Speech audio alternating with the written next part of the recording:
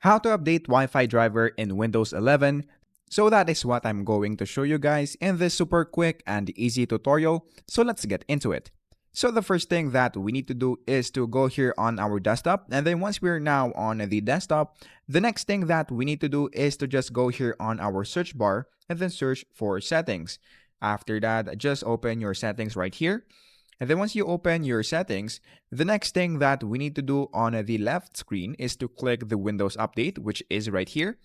And then in this part, all you have to do is to check if there are available updates for your Windows. So if you see an update button right here or install, all you have to do is to click that, which is right here. And then after installing the Windows Update, just restart your PC and then that should fix your problem. And then of course, the next thing that we need to do is to also check the advanced options right here. So click the advanced options right there. And then in this part, just click optional updates. Once you click that in this part, click the driver updates right here.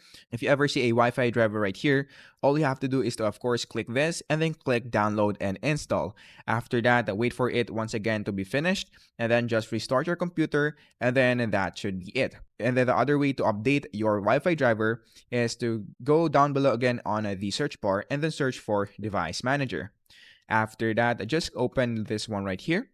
And then in this part, what we're going to do is to look for network adapters, which is right here. So all you have to do is to click the drop down button in this part and then just look for your Wi-Fi driver. So in my case, this is my Wi-Fi driver right here. All you have to do is to right click on it and then click on properties. So the next thing that we need to do right here is to just click the driver button right here. And then in this part, all you have to do is to click the update driver and then this will pop up. And then the next thing that we need to do is to just click search automatically for drivers. And then if there are available updates for you to install, of course, all you have to do is to install that. But as you can see right here, my driver is already up to date. So if an update is available to you, make sure you update that and then just restart your computer. So that is basically it. That is how to update your Wi-Fi driver in Windows 11.